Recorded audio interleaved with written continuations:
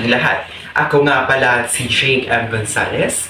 Handa na ba kayong manood, makinig, at matuto?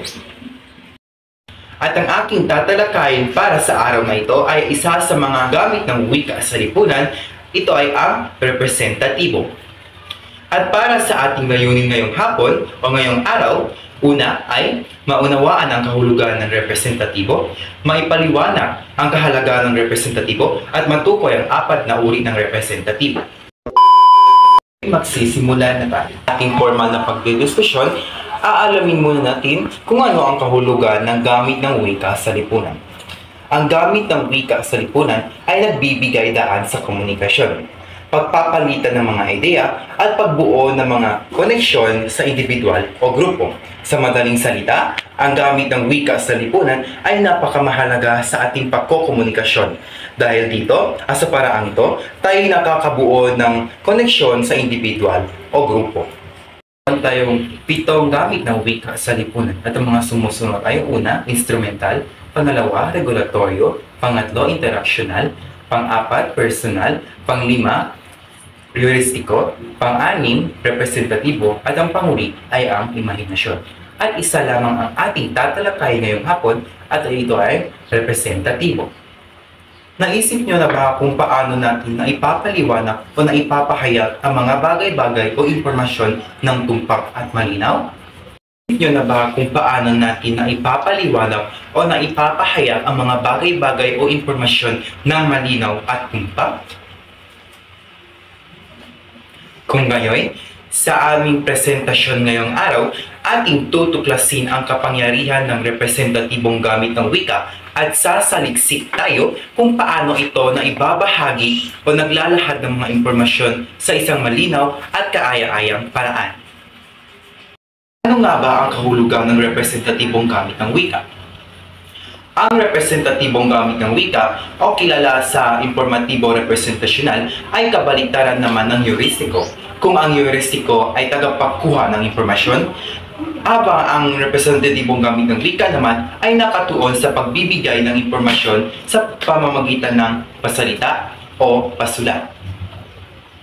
Para sa karagdagang pagpapakahulugan, ang representatibong gamit ng wika ay ang pagbabahagi o paglalahad ng impormasyon kung saan ang mga nakuhang impormasyon ay pinoproseso, isinasaayos at iprepresenta sa malinaw at organisadong paraan.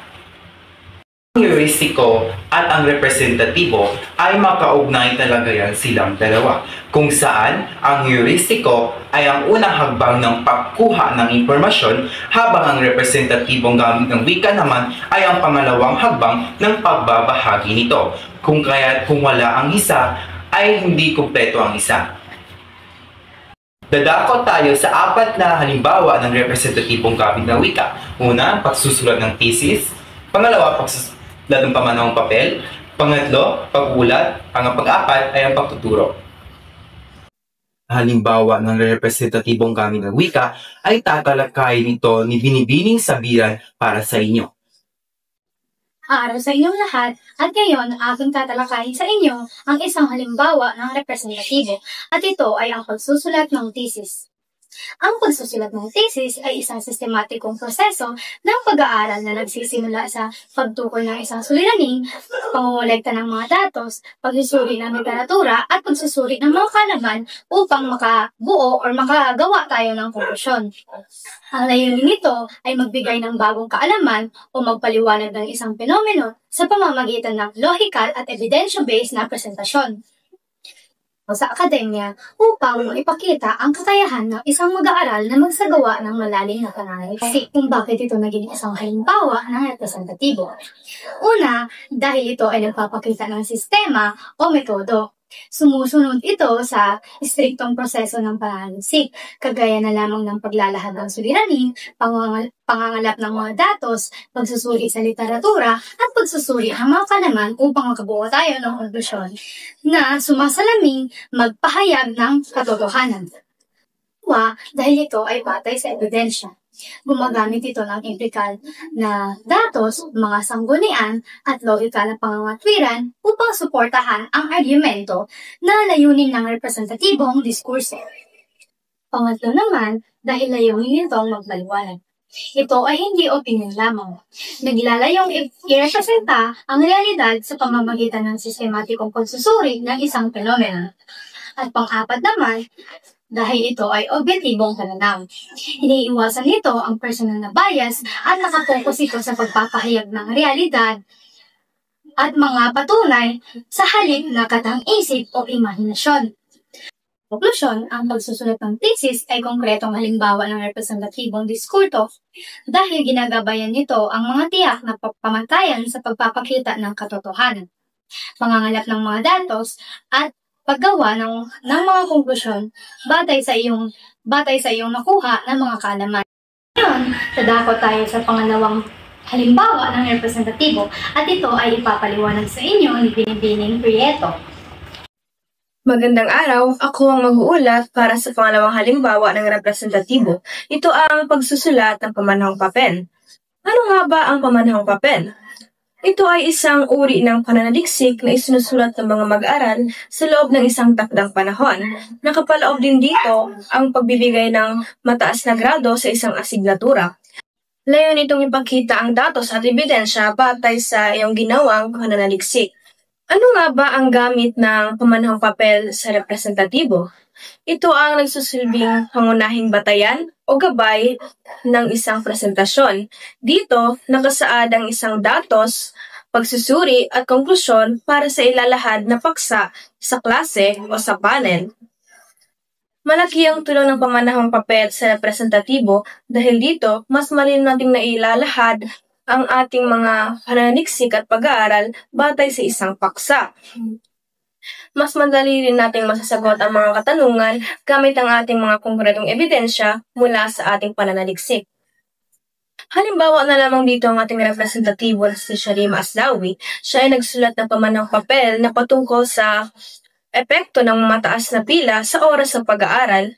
Sa pamanahong papel niya na isinulat na ito, maaari niya itong gamitin upang magmungkahi sa pamunuan, dagdagan ang canteen staff o magtayo ng mga panibagong food stall. Dahil may malinaw na datos at ebidensya, mas mataas ang tsansang aprubahan ang kanyang mungkahi.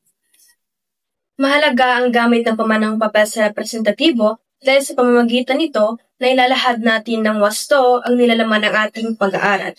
At iyon lamang po para sa aking pag-uulat at ngayon naman ay aking tatawagin si Binibining Maris upang iulat sa inyo ang pangatlong halimbawa ng representatibo. Magandang araw sa inyong lahat. Ngayon, tatalakayin ko sa inyo ang ikatlong halimbawa ng representatibo na pagbibigay ulat. Ano nga ba ang pagbibigay ulat? Ang pagbibigay ulat ay ang proseso ng pagbabahagi ng impormasyon sa isang malinaw at organisadong paraan. Ginagawa ito ng isang tagapag-ulat o reporter. Ang layunin nito ay maiparating ang mahalagang detalye sa mga nakikinig o nagbabasa upang maayos maintindihan ng lahat. Sa madaling salita, ang pagbibigay ulat ay tulad ng isang reporter na nagbabahagi ng mga nangyayari o mahalagang detalye. Sa madaling salita, ang pagbibigay ulat ay tulad ng isang reporter na nagbabahagi ng mga nangyayari o mahalagang detalye. Halimbawa na lamang ang isang reporter sa telebisyon. Nag-uulat tungkol sa bagong batas na ipinasa sa gobyerno. Binabahagi nito ang bagong batas na ipinapatupad sa gobyerno na kung saan sinasabi nito kung ano ang batas na ito, sino ang maaapektuhan at bakit ito mahalaga. Bakit nga ba nagiging representatibo ang pagbibigay ulat? Ang pagbibigay ulat ay nagiging representatibo dahil ito ay naglalahad ng impormasyon na pumakatawan na mas malawak na pangyayari. At ito ay gawaing pasalita dahil ito ay nagbibigay daan sa direktang komunikasyon. At yun lamang para sa aking pag-uulat. Ngayon, tatawagin ko si Binibining Culumbres upang talakayin sa inyo ang panghuling halimbawa ng representatibo. Magandang araw at ngayon naman tatalakayin ko ang panghuling halimbawa ng representatibo, ang pagtuturo. Ano nga ba ang pagtuturo? Ang pagtuturo ay isang proseso ng pagbibigay kaalaman, kasanayan at pagpapahalaga sa mag-aaral, kadalasan sa isang pang-edukasyong kapaligiran.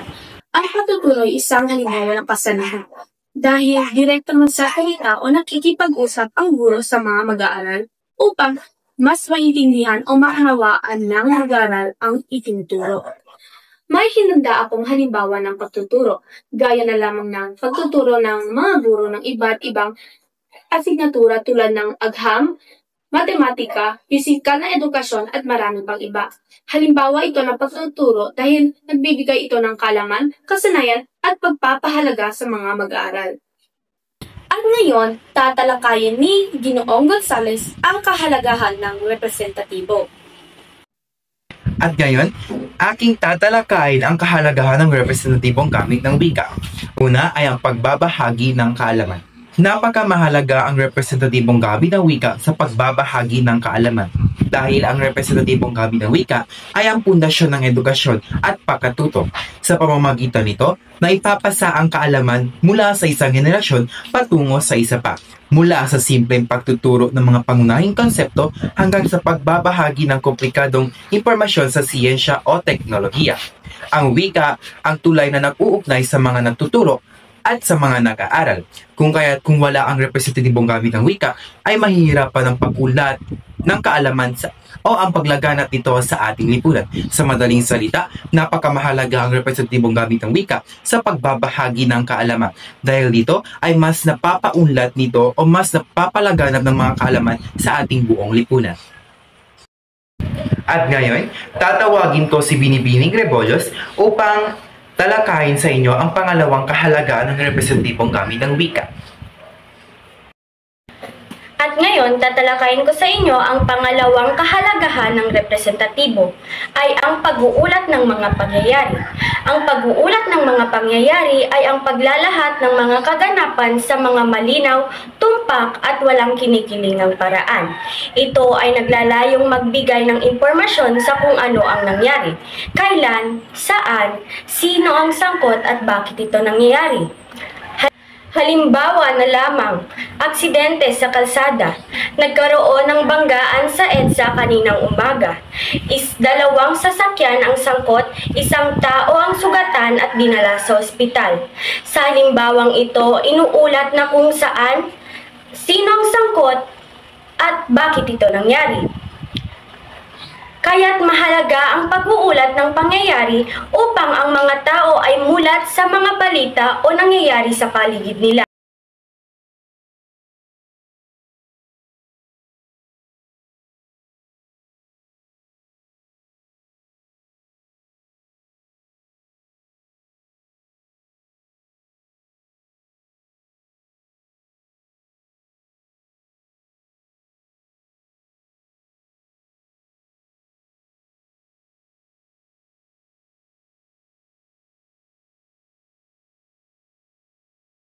Atong paglalahad ng impormasyon upang maunawaan ang tagatanggap ng mensahe sa pamamagitan ng wastong paggamit ng wika sa paglalahad ng impormasyon ay mas nagiging epektibong ating pagkokomunikasyon sa ibang tao.